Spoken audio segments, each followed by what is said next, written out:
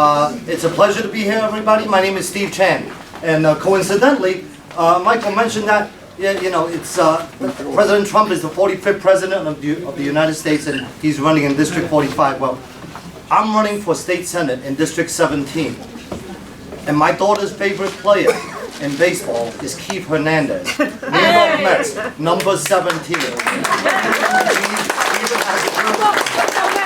That's just a coincidence. But I represent Bensonhurst, Dyker Heights, Bay Ridge, Kensington, Bath Beach, Gravesend, and Slither of Bay Ridge.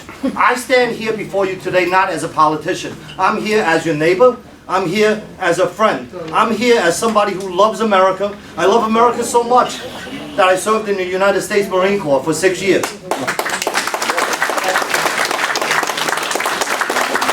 After that, I joined the NYPD. My public service continued. I joined the NYPD and I retired as a sergeant, the executive officer, second in command of the crime scene unit right here in Brooklyn. I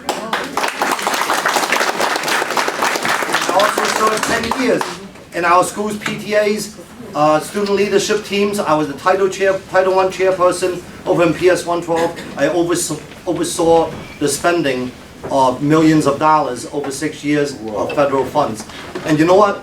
If me, an ordinary citizen, a regular public school father, I can oversee the spending of millions of dollars to put them wisely where our children, our teachers, our schools need it, why can't I oversee the spending of the $7 billion that's allotted to Floyd Bennett Field? $7 billion. I want everybody to do the math for a second. Do the math. That's $7,000 million. They don't want to tell you that. They want to say $7 billion because 7 is a very insignificant number. When you're talking about $7,000 million spent and allotted for Floyd Bennett Field, the new American Dream version 2.0, folks. If Hoko had $7,000 in her pocket, and I say, hey, can I have $1? Can I have $1 so I can clean the streets on 86th Street? So I can pull up 2, 3 sanitation trucks and recruit the bottle pickers and homeless people, our homeless veterans, our poor people. Hey, you know what? Steve Chan is going to give you $15, $20 an hour, and all you got to do is pick up all the debris and toss it in the back of that truck. In one night, the entire neighborhood of Bensonhurst will be clean for maybe $100,000. But you know what? Governor Holko says, no, this $7,000 is going to Floyd Bennett Field. I'm not giving you $1 of it. And that's why I stand before you here today.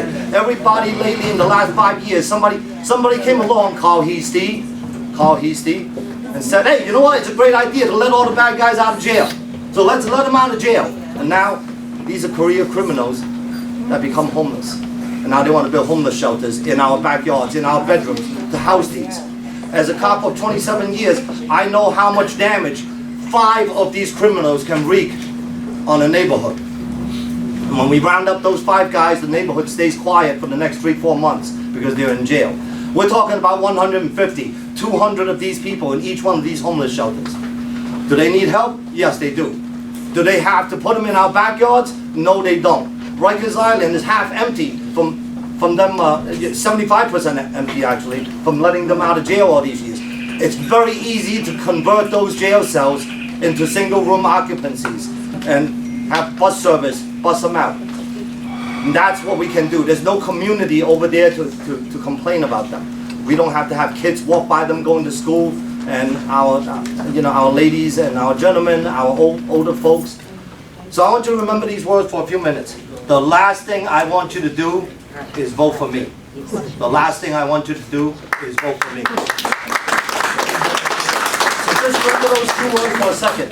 I walk around the neighborhood, Bensonhurst, Dyker Heights, Bath Beach, Sunset Park. I walk around the neighborhood, I talk to the neighbors. I'm in there 47 years, and you know what? The voices are all the same. Everybody's worried about their homes. Everybody's worried about their taxes, congestion pricing. Everybody's worried about education and public safety. That's the number 1 worry, by the way, public safety. Everybody's worrying about the same things. How come nothing is being done about it? You know, when President Trump said to Kamala Harris at the end of the last debate, he said, well, you have 4 years to fix things. You say you're going to do it now, you have 4 years to fix it. How come you didn't fix it then? Just like my opponent now says, oh, you know what, all of a sudden, hey, guess what? I'm against crime now. But he's a part of the Working Families Party. They hate the cops. They love the migrants. They love the homeless shelters. And they love the criminals. So now she's telling you, I want to put the criminals in jail. She took everything from my card, the list of things that I want to say on my card, and just read them to you. She's playing lying to everybody. She calls up people and tells them, I'm a slumlord. Yes, I am a small homeowner. And she says, there's bugs in my house. Yes, there was bugs in my house, an allegation made by a squatter. That's cleared up. And my tenant of 25 years in that house, I have not raised her rent for 18 years.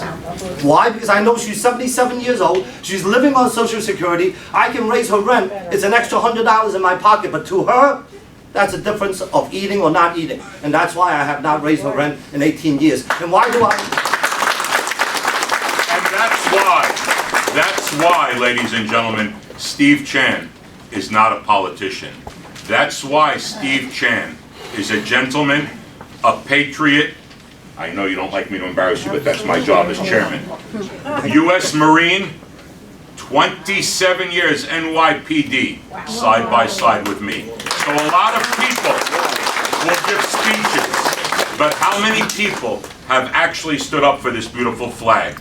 I know because I'm surrounded by patriots in this room. But remember, when you go to vote, remember who Steve Chan is. He is a man of his word, and he has done what other people want to talk about. He's done it. Thank you, Steve. A few years ago, I said, the last thing I want you to do is vote for me. Well, now I'm done, and this is the last thing. Go vote for you, vote for your kids, vote for your fathers, your mothers, vote for your neighbors, vote for your friends. Vote for me, the guy who's going to carry your voice to Albany. Thank you very much.